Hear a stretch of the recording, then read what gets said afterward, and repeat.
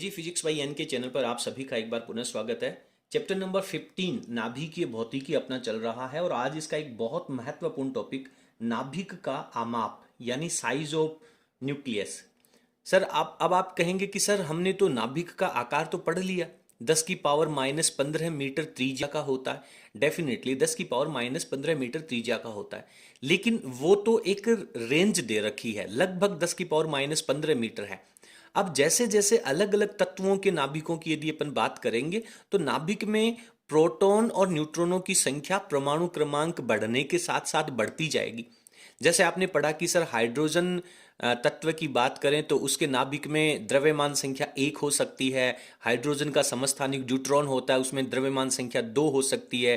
ट्राइट्रियम होता है, उसमें नाभिकों में द्रव्यमान संख्या 3 हो सकती है। और आगे बढ़ने पर यूरेनियम में तो नाभिक की द्रव्यमान संख्या है वो 235 238 तक जाती है। तो जैसे जैसे द्रव्यमान संख्या बढ़ेगी नाभिक का जो आकार है वो भी बढ़ेगा। तो नाभिक की जो त्रिज्या है वो कैसे अपन कैलकुलेट करते हैं, मैं आपको बता दूं कि रदरफोर्ड का जो स्वर्णपन्नी प्रयोग था उसमें रदरफोर्ड ने अल्फा पार्टिकल की बौछार की थी। और अल्फा पार्टिकल धनावेशित होता है तो नाभिक का आवेश भी तो धनावेश होता है। तो अल्फा पार्टिकल नाभिक की सतह तक चला गया और जितनी दूरी तक नाभिक के पास में गया तो नाभिक के केंद्र से वो जो दूरी है उसे अपन नाभिक की त्रिज्या कह देते हैं। तो यहां पर अपने सामने एक बहुत बड़ा रिलेशन आता है कि नाभिक की जो त्रिज्या है वो कैसे परिवर्तित होती है। तो सीधा सीधा ये देखा गया है कि नाभिक की जो त्रिज्या आर है, जैसे जैसे द्रव्यमानों की संख्या बढ़ेगी, द्रव्यमान संख्या प्रोटॉन और न्यूट्रॉनों की संख्या बढ़ेगी, नाभिक का आकार भी बढ़ेगा।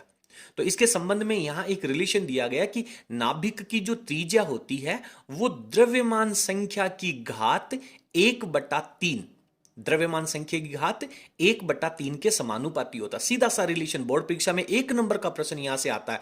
शॉर्ट आंसर के जो क्वेश्चन होते हैं उनमें यह प्रश्न पूछा जाता है। और इस वर्ष तो बोर्ड परीक्षा में ऑब्जेक्टिव प्रश्न भी आने वाले हैं, तो ऑब्जेक्टिव प्रश्नों में भी इस प्रश्न को लिखा जा सकता है। बहुत छोटा सा बहुत महत्वपूर्ण प्रश्न है। चलिए मैं थोड़ा सा लिखता हूं, उसके बाद में अपन समझते हैं। तो यहाँ पे मैंने इसका जो रिजल्ट है अनेक प्रयोगों के द्वारा निकाला गया वो लिखा, और आपको भी इसी तरीके से लिखना है कि नाभिक की त्रिज्या जो आर है वो उस नाभिक की द्रव्यमान संख्या ए की घात 1/3 के समानुपाती होता है। यानी मैथमेटिकल रूप से यदि मैं इसको लिखूं तो ये लिख सकते हैं आर इज प्रोपोर्शनल टू ए की पावर 1/3।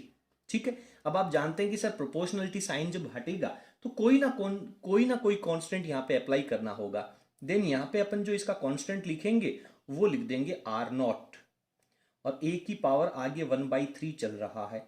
अब आर नोट जो है उसके बारे में आपको परिचय करवाना पड़ेगा। आर नोट है वो एक कांस्टेंट है, और मैं यहां पे लिखता हूं कि जहां पर आर नोट की जो वैल्यू होती है, आर नोट एक आदर्श कांस्टेंट है, इसकी वैल्यू जो होती है वो 1.2 इंटू 10⁻⁻15 मीटर होता है। तो अब आपको किसी भी तत्व की यदि त्रिज्या निकालनी है, नाभिक की त्रिज्या निकालनी है, तो उसकी जो भी द्रव्यमान संख्या होगी उसकी घात 1/3 करेंगे और आर नोट की जगह 1.2 10⁻⁻15 मीटर लिखेंगे। तो इससे आपके पास इसकी वैल्यू आ जाएगी। मैं आप लोगों को बता दूं कि 10⁻⁻15 मीटर जो होता है उसको अपन 1 फर्मी भी कहते हैं। ठीक है, और इसे 1 एफ से भी लिखा जा सकता है, एफ एम लिख सकते हैं, 1 फर्मी। आप लोगों को इसको अच्छे से समझना है। 10⁻⁻15 को अपन 1 फर्मी भी कह सकते हैं। तो ये एक बहुत सिंपल सा रिलेशन है। 1 नंबर का प्रश्न आए तो आपको डायरेक्ट ये वैल्यू लिखनी होगी। जब आपके पास नाभिक की त्रिज्या आ गई, और आप जानते हैं कि नाभिक तो गोले के आकार का होता है, त्रिज्या आपके पास आ गई तो नाभिक का आयतन निकाल सकते हैं क्या। नाभिक एक गोला होता है तो गोले के आयतन का वॉल्यूम का जो फॉर्मूला होता है वो होता है 4/3 पाई आर क्यूब। तो ये टॉपिक तो आपका यहां पे कंप्लीट हो जाता है। अब आगे लिखता हूं मैं नाभिक का आयतन कैसे निकालेंगे। तो नाभिक का आयतन लिखते समय अपने को लिखना होगा, चूंकि नाभिक किस आकार का होता है, नाभिक गोलाकार होता है। कैसा होता है, गोलाकार। नाभिक गोलाकार होता है, और नाभिक यदि गोलाकार होता है तो नाभिक की त्रिज्या, चूंकि आर की वैल्यू जो है वो होती है सर आर नॉट ए की पावर 1/3, इसलिए आयतन क्या हो जाएगा। आयतन का फॉर्मूला बता दीजिए, गोले का आयतन का फॉर्मूला कौन बताएगा, जल्दी बोलो बेटा। सर फॉर्मूला होता है 4/3 पाई आर की क्यूब।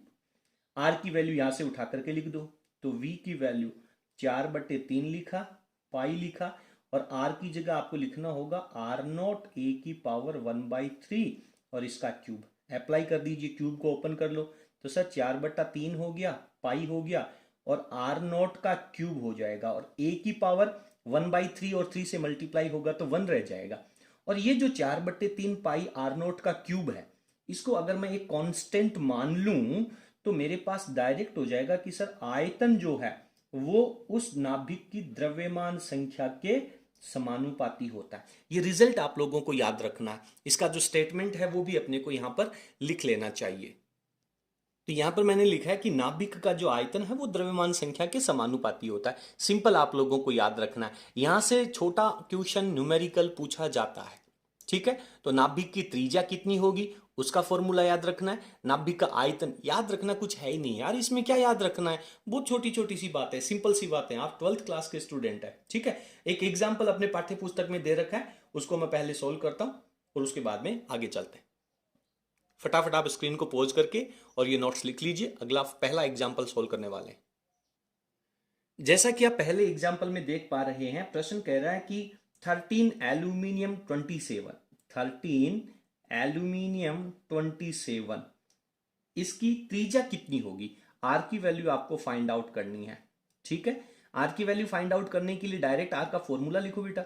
सर आर का फॉर्मूला होता है r=r0 a⁻1/3।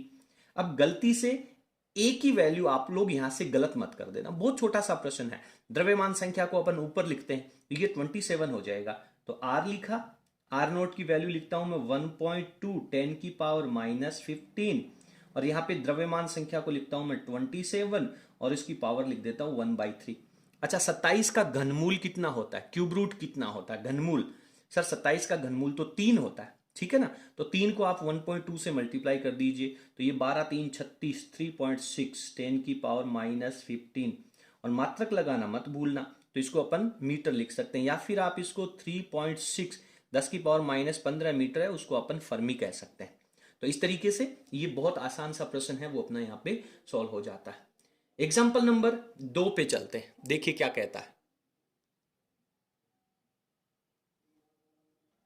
एग्जाम्पल नंबर 2 कह रहा है कि 13 एल्यूमिनियम 27 के दो नाभिक हैं, उनके मध्य विद्युत प्रतिकर्षण, प्रतिकर्षण क्यों होगा, क्योंकि दोनों नाभिकों के ऊपर धनावेश है, तो उनके बीच में तो प्रतिकर्षण बल ही लगेगा ना।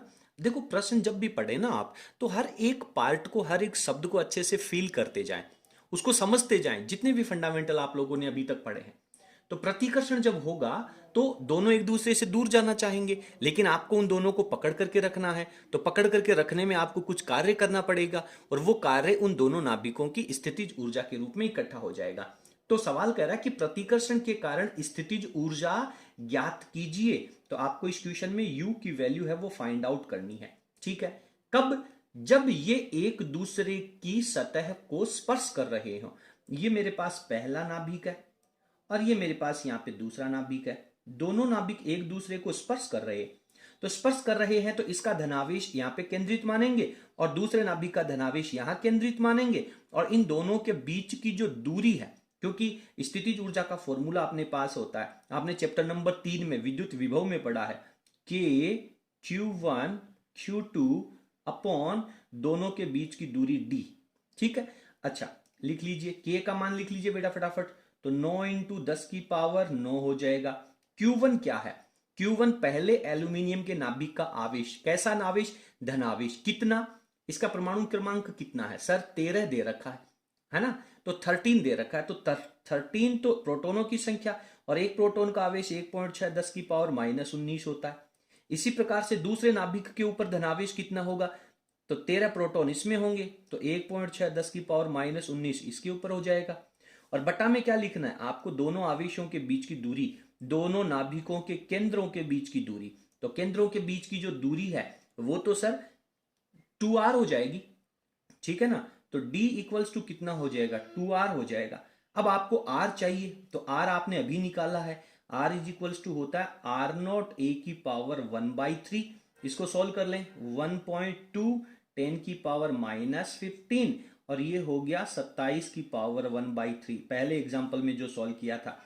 तो ये हो जाएगा 3.6 इंटू 10 की पावर -15 मीटर। तो डी कितना हो जाएगा? डी तो सर इन दोनों का डबल हो जाएगा। तो 36 का दोगुना 72, 7.2, 10 की पावर -15 मीटर। तो ये डी की वैल्यू आपको यहां पर रिप्लेस कर देनी है। तो ये हो जाएगा 7.2 और 10 की पावर -15। अब आप इस पूरे कैलकुलेशन को सॉल्व कर लें। पूरे कैलकुलेशन को सॉल्व करेंगे तो आपके पास एनर्जी आ जाएगी। अच्छा, ये एनर्जी किस में आएगी? सर ये एनर्जी तो जूल में आएगी, ठीक है ना। और इस जूल को यदि आप या तो जूल में लिख लें, और आप जानते हैं कि एनर्जी को तो इलेक्ट्रॉन वोल्ट में भी लिखा जा सकता है। तो इलेक्ट्रॉन वोल्ट में लिखने के लिए आप 1.6 10 की पावर -19 से डिवाइड कर दें, जिससे ये यहाँ का हिस्सा तो कैंसिल ही हो जाएगा ना यार। थोड़ा सा अपना जो सॉल्यूशन है वो इजी हो जाएगा, ठीक है ना। तो इसका जो यूनिट है वो अपन इलेक्ट्रॉन वोल्ट में लिख लेंगे। अब आप इसको सॉल्व कर लीजिए। इस पूरी कैलकुलेशन को वीडियो की स्क्रीन को पॉज कर लें और रफ कॉपी लेकर के गुणा भाग में लग जाओ। गुणा भाग जब आप करेंगे तो आपके पास वैल्यू आएगी 33.8 इंटू 10 की पावर 6 आंसर आएगा। तो इसे अपन इलेक्ट्रॉन वोल्ट कह देंगे। लेकिन सर 10 की पावर 6 जो होता है, जैसे 10 की पावर 3 को किलो कहते हैं, 10 की पावर 6 को मेगा कहते हैं, +6 है बेटा यहाँ पे। अगर -6 होता तो माइक्रो कह देते, +6 को अपन मेगा कहते हैं। तो इस वैल्यू को आप यहाँ पे 33.8 10 की पावर 6 को हटाएंगे तो मेगा इलेक्ट्रॉन वोल्ट लग जाएगा। तो ये इस प्रश्न का आसान सा पार्ट हो जाता है और अपन इसको सॉल्व कर लेते हैं। उम्मीद करता हूं कि आपको ये क्वेश्चन है वो बहुत अच्छे से समझ में आया होगा। चलिए फटाफट अगला एग्जाम्पल भी सॉल्व कर लेते हैं। आप स्क्रीन को पॉज करके लिख लें, अगले एग्जाम्पल पे चलते हैं। इस चैप्टर का जो तीसरा एग्जाम्पल है वो बहुत महत्वपूर्ण है। यहां से कुछ रिजल्ट्स भी बनेंगे और बहुत सारी चीजें फील करने लायक भी आने वाली हैं। यहां पे आप फील करेंगे कि नाभिक बहुत छोटा सा होता है और पूरे परमाणु का द्रव्यमान भी नाभिक में होता है। तो नाभिक का जो घनत्व होता है, डेंसिटी, वो बहुत ज्यादा होती है। सभी पदार्थों से सबसे ज्यादा घनत्व, पूरी दुनिया में सबसे ज्यादा घनत्व है वो नाभिक का होता है। प्रश्न कह रहा है कि द्रव्यमान संख्या ए है, उसके नाभिक के लिए नाभिक का घनत्व ज्ञात कीजिए, ठीक है ना। तो घनत्व जो होगा, घनत्व क्या होता है बेटा? घनत्व को आप कैसे लिखते हो? नाभिक का घनत्व हो जाएगा सर नाभिक का द्रव्यमान ऊपर ले लेंगे और बटा में नाभिक का आयतन लिख देंगे। बढ़िया ना। चलिए, तो नाभिक के द्रव्यमान को आप किससे लिखेंगे? द्रव्यमान को सर एक्चुअल में द्रव्यमान तो है वो किलोग्राम में आता है, ठीक है ना। लेकिन आपने AMU की वैल्यू पढ़ी है, एटॉमिक मास यूनिट की वैल्यू पढ़ी है, जिसे अपन द्रव्यमान को रिप्रेजेंट करते हैं। तो यहां पर जो द्रव्यमान है वो आपको एटॉमिक मास यूनिट में दे रखा है, इसलिए अपने को द्रव्यमान संख्या के द्वारा ही निरूपित करना चाहिए। और आयतन क्या होता है? अभी आपने इसी वीडियो में पढ़ा सर 4/3 पाई R का क्यूब होता है। तो मैं यहाँ पे R का क्यूब लिख लेता हूं। अब मैं आपको यहाँ पे बता देता हूं, चूंकि R जो है दैट इज इक्वल्स टू होता है R0 और a की पावर 1/3, ठीक है ना। तो ये चीज आप इसमें अप्लाई कर दीजिए। तो घनत्व जो है उस घनत्व को आप एक सिंबल दे दीजिए रो। तो यहाँ पे घनत्व की जो वैल्यू है रो जो है वो आपके पास आ जाएगा, ऊपर द्रव्यमान संख्या, नीचे चल रहा सर 4/3 पाई, और R की जगह क्या लिख देंगे? R0। इसका क्यूब ओपन कर लो तो यहाँ पे a आ जाएगा, a से a कैंसिल आउट हो जाएगा। तो रो की जो वैल्यू है आपके पास उसमें 3 तो चला जाएगा ऊपर और बटा में रह जाएगा 4 पाई R0 का क्यूब। अब आप देखेंगे कि ये सारी संख्याएं तो एक कांस्टेंट वैल्यू है कि नहीं है? ये सारी संख्याएं तो एक कांस्टेंट वैल्यू है। तो इसकी सारी संख्याओं को जब आप सॉल्व करेंगे तो आपके पास वैल्यू आएगी 2.3 इंटू 10 की पावर 17। ये इसका सॉल्यूशन आएगा और घनत्व का मात्रक लगेगा किलोग्राम अपॉन मीटर क्यूब। तो नाभिक का जो घनत्व होता है वो 2.3 10 की पावर 17 किलोग्राम प्रति मीटर क्यूब होता है। मैं आपको बता दूं कि जो पानी होता है, जल जो होता है, वो 1 मीटर लंबा, 1 मीटर चौड़ा और 1 मीटर ऊंचाई का यदि आप कोई टैंक बनाएं, ठीक है ना, और उसमें जो पानी आता है वो 1000 लीटर आता है। यानी 10 की पावर 3 किलोग्राम के अप्रोक्सीमेट आप उसे कह सकते हैं। तो 10 की पावर 3 किलोग्राम पानी का घनत्व होता है, और ये है 10 की पावर 17 है, यानी पानी के घनत्व से 10 की पावर 14 गुना ज्यादा, सिर्फ 14 गुना नहीं है, 10 की पावर 14 गुना ज्यादा घनत्व होता है। ठीक है, और यहां पे एक चीज और, घनत्व जो है वो द्रव्यमान संख्या के ऊपर डिपेंड नहीं करता है। यहां पर घनत्व में कहीं पर भी द्रव्यमान संख्या नहीं आ रही है, इसलिए आप मान करके चलिए कि सभी तत्वों के नाभिक जो होते हैं उनकी जो घनत्व होता है, द्रव्यमान का घनत्व या नाभिक का जो द्रव्यमान घनत्व होता है वो सब में समान होता है, वो द्रव्यमान संख्या पे डिपेंड नहीं करता। एक बेहद महत्वपूर्ण प्रश्न, मैं आप लोगों को छोटे छोटे 3 नोट बताना चाहता हूं। नाभिक की त्रिज्या जो होती है वो द्रव्यमान संख्या की घात 1/3 के समानुपाती, नाभिक का जो आयतन होता है वो द्रव्यमान संख्या के समानुपाती, और नाभिक का जो घनत्व होता है वो द्रव्यमान संख्या पर डिपेंड नहीं करता है। तो इस तरीके से 3 प्रश्न आप लोगों को यहां पे पढ़ने चाहिए। तो यहां पे मैं नोट लिख देता हूं, नोट नाभिक का घनत्व। ठीक है, ये बेहद महत्वपूर्ण रिजल्ट है। नाभिक का घनत्व, फील करने वाली बातें हैं यार, रटना नहीं है। नाभिक का घनत्व द्रव्यमान संख्या ए पर, द्रव्यमान संख्या ए पर, बताइए डिपेंड करता है कि नहीं करता? द्रव्यमान संख्या ए पर निर्भर नहीं करता है। बहुत महत्वपूर्ण पार्ट है। निर्भर, निर्भर, ओके, निर्भर नहीं करता। देखिए बेटा, सावधानी हटी दुर्घटना घटी। एक नहीं शब्द हट गया ना तो पूरा ही नहीं हो जाएगा। ठीक है ना, तो इस तरीके से अपने को ये बात यहां पे लिख लेनी चाहिए। अब अभी अपने चर्चा करी थी कि सर ये जो ए है वो एटॉमिक मास यूनिट में दे रखा था पिछले क्वेश्चन में, तो एटॉमिक मास यूनिट क्या होता है उसको अपन इस चैप्टर के और अगले पार्ट में सीखने वाले हैं। चलिए, इस वीडियो में इतना ही।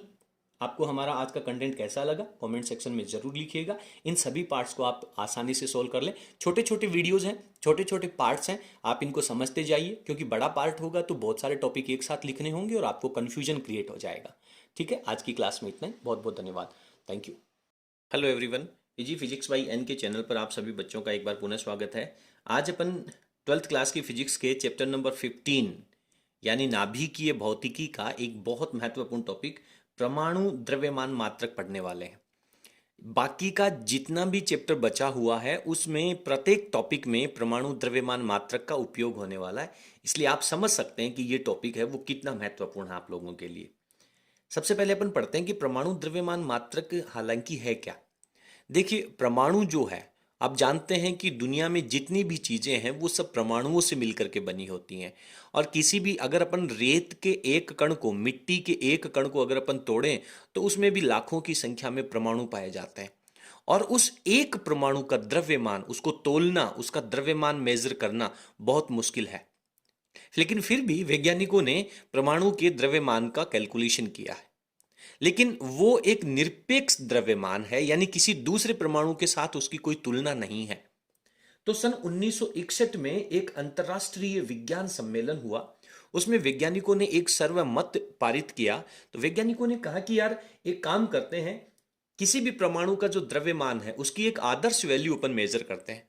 तो उन्होंने कहा कि क्यों न अपन कार्बन का जो द्रव्यमान है, कार्बन के एक परमाणु, आप जानते हैं कार्बन का परमाणु क्रमांक कितना होता है? 12 होता है। ठीक है, तो कार्बन के एक परमाणु का द्रव्यमान अपन कैलकुलेट कर लेते हैं, और फिर उसमें उसके परमाणु क्रमांक यानी 12 का यदि भाग लगा देंगे तो जो वैल्यू आएगी उसे अपन परमाणु का द्रव्यमान मात्रक कह लेंगे। ठीक है, तो सबसे पहले यहां पे अपन बात करने वाले हैं, बोर्ड परीक्षा में अगर ये प्रश्न आता है कि परमाणु का द्रव्यमान मात्रक किसे कहते हैं, तो आपको बहुत सिंपल इसकी डेफिनेशन पढ़नी है। आप लोगों ने कक्षा 11 की केमिस्ट्री में भी इस टॉपिक को अच्छे तरीके से तैयार किया है, तो फटाफट अपन इसकी पहले डेफिनेशन लिखते हैं, उसके बाद बाकी का टॉपिक पढ़ते हैं। तो बहुत सिंपल सी परिभाषा है, केवल एक लाइन में या 2 लाइनों में लिखनी है आपको कि कार्बन 12 जो होता है उसके एक परमाणु का द्रव्यमान आप कैलकुलेट कर लें और उसका 12वां हिस्सा निकाल लें। उस द्रव्यमान का, उस एक परमाणु के द्रव्यमान के 12 भागों में जब आप उसे तोड़ेंगे तो वो जो एक हिस्सा आएगा, 12वां भाग जो होगा, उसे परमाणु का द्रव्यमान मात्रक कहते हैं, और इसे AMU से लिखा जाता है। और आजकल तो इसकी और भी ज्यादा शॉर्ट फॉर्म चल गई है, केवल U से रिप्रेजेंट किया जाता है। ठीक है, तो यहां पर आप डायरेक्ट इसकी वैल्यू लिख सकते हैं कि 1 AMU यदि आपको लिखना है तो 1 AMU, तो 1 AMU का मतलब क्या हो जाएगा? कार्बन परमाणु का द्रव्यमान, कार्बन के एक परमाणु का द्रव्यमान। ठीक है, सिंपल। ये जो ऊपर आप लोगों ने डेफिनेशन लिखी है उसी को अपन यहाँ पे फॉर्मूले के रूप में लिखने वाले हैं। तो कार्बन के एक परमाणु का द्रव्यमान ले लीजिए और फिर उसमें किसका भाग लगा दें, 12 का भाग लगा दो, या फिर आप चाहें तो इसे 1/12 से गुणा कर दो, तो ये 12 का भाग लगा देंगे। तो ये जो वैल्यू आएगी उसे अपन 1 AMU कहते हैं। तो यहाँ पे 1 AMU की जो वैल्यू आएगी उसको आपको लिखना होगा 1.66 इंटू 10⁻⁻27 किलोग्राम। ठीक है, ये वैल्यू आप लोगों को याद रखनी चाहिए। अब आप जानते हैं प्रोटॉन का द्रव्यमान कितना होता है। एक प्रोटॉन का द्रव्यमान जो होता है वो आपका 1.67, हालांकि इसके आगे भी और भी संख्याएं होती हैं लेकिन अपन केवल इतना सा लिखते हैं, -27 किलोग्राम। इसके बाद जानते हैं कि मास ऑफ न्यूट्रॉन, एक न्यूट्रॉन का द्रव्यमान कितना होता है। तो इसका द्रव्यमान होता है 1.008। इसके आगे भी बहुत सारी संख्याएं होती हैं। ये AMU के फॉर्मेट में है, लेकिन यदि आप इसको किलोग्राम के रूप में लिखना चाहें तो ये 1.6749। और आपको मैं बता दूं कि यहाँ पे 67 के आगे यहाँ पे आपके पास 2 आने वाला है, क्योंकि अपन न्यूट्रॉन और प्रोटॉन के द्रव्यमान में तुलना भी करेंगे। तो न्यूट्रॉन का जो द्रव्यमान होता है वो प्रोटॉन के द्रव्यमान से कुछ अधिक होता है और इंटू में 10⁻⁻27 kg आ जाएगा। ठीक है, मास ऑफ इलेक्ट्रॉन तो आप लोग जानते हैं 9.1 इंटू 10⁻31 किलोग्राम होता है। तो सबसे कम द्रव्यमान तो आपके इलेक्ट्रॉन का हो गया, क्योंकि यहाँ पे 10⁻31 वैल्यू लगी होती है। और उसके बाद में प्रोटॉन का द्रव्यमान, और सबसे भारी द्रव्यमान जो होता है वो अपने न्यूट्रॉन का द्रव्यमान होता है। ठीक है, तो इन सभी वैल्यूज में से आपको 1 AMU की वैल्यू याद रखनी है। बाकी अगर किसी प्रश्न में किसी वैल्यू की जरूरत रहेगी तो न्यूमेरिकल के साथ में आप लोगों को वो वैल्यू दी हुई रहेगी। अब प्रश्न आता है कि ये जो 1 AMU की वैल्यू है इसकी वैल्यू को इलेक्ट्रॉन वोल्ट में आप कितना लिख सकते हैं, बहुत महत्वपूर्ण प्रश्न है। तो इसके लिए आइंस्टीन ने एक ऊर्जा संबंध द्रव्यमान ऊर्जा समीकरण दिया था। तो यहां पर मैं लिखता हूं कि आइंस्टीन का द्रव्यमान ऊर्जा समीकरण यदि अपन काम में लें, आइंस्टीन द्रव्यमान ऊर्जा का समीकरण यदि अपन काम में ले लें तो उससे क्या होगा, ऊर्जा से फॉर्मूला क्या कहता है कि सर डेल्टा ई का मान जो होता है वो द्रव्यमान इंटू c² के गुणनफल के बराबर होता है। ठीक है, तो यहां से यदि आप 1 डेल्टा m की वैल्यू लिखें, ये AMU की जो वैल्यू है जो किलोग्राम में है ये m की जगह रखेंगे और c का स्क्वायर यदि आप करेंगे तो अपने पास वैल्यू कितनी हो जाएगी, मैं लिखता हूं 1 m की वैल्यू रखेंगे 1.66 इंटू 10⁻⁻27 और उसके बाद में c की वैल्यू, देखिए c की वैल्यू अपन 3 गुणा 10⁸ लिखते हैं, बट वो अप्रोक्सीमेट वैल्यू होती है। इसकी रियल वैल्यू जो है वो 2.9979 इंटू 10⁸ होती है। तो इसका अपने को स्क्वायर करना है। ये सब चीजें आपको याद रखने की जरूरत नहीं है, बोर्ड एग्जाम में डायरेक्ट प्रश्न आता है, अपन इसका जो रिजल्ट आने वाला केवल उसी को याद रखेंगे। तो जब आप इसको सॉल्व करेंगे तो ये वैल्यू जो है वो आपके पास किसके रूप में आ जाएगी, जूल के रूप में आ जाएगी। और उस जूल के रूप में जो वैल्यू आएगी इसको अब मैंने सॉल्यूशन कर लिया है, तो इसका सॉल्यूशन 1.49 और 2 के अप्रोक्सीमेट आएगा और 10⁻⁻10 लग जाएगा। ये इसकी वैल्यू जूल में है, लेकिन मेरे को जूल में नहीं चाहिए, मेरे को तो इलेक्ट्रॉन वोल्ट में चाहिए। तो अगर इस वैल्यू में 1.492 10⁻⁻10 इसमें यदि आप इलेक्ट्रॉन का चार्ज 1.6 10⁻⁻19 का भाग लगा देंगे तो वैल्यू कितनी आएगी, देखिए इसमें तो पूरा भाग जा ही नहीं रहा है, तो ये 0.9 के अप्रोक्सीमेट आएगा। ठीक है, और ये 10⁻+9 ऊपर चला जाएगा। तो इन दोनों को आप जब सॉल्व करेंगे तो ये वैल्यू आएगी आपके पास 931.5 इंटू में 10⁻6 और इसे आप कह देंगे इलेक्ट्रॉन वोल्ट के रूप में। ठीक है, लेकिन अपने को इसको 10⁻6 जो है उसको अपन जानते हैं मेगा इलेक्ट्रॉन वोल्ट भी अपन लिख सकते हैं। तो यहाँ पे मैं थोड़ा सा ऊपर चलता हूं, उसके बाद में आप लोग लिख लेना, इसको थोड़ा सा ऊपर स्किप करता हूं। तो ये जो 1 AMU की वैल्यू है, तो यहाँ पे 10⁻6 को यदि मैं मेगा लिखूं तो ये 931.5 और आगे लग जाएगा मेगा इलेक्ट्रॉन वोल्ट।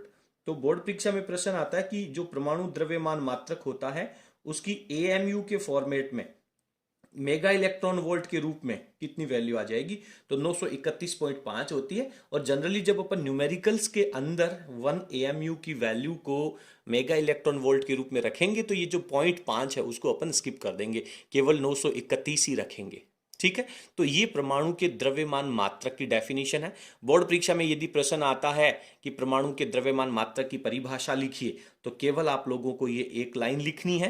प्रश्न आता है कि परमाणु के द्रव्यमान मात्रक का मान मेगा इलेक्ट्रॉन वोल्ट में कितना होगा, दैट टाइम आपको 931.5 मेगा इलेक्ट्रॉन वोल्ट लिखना है। केवल ये दो ही प्रश्न आते हैं, इसके अलावा किसी भी तरह का कोई प्रश्न है वो नहीं पूछा जाता। बहुत एक छोटा सा टॉपिक है, बेहद महत्वपूर्ण टॉपिक है, इसको आप लोगों को बहुत अच्छे से तैयार करना चाहिए।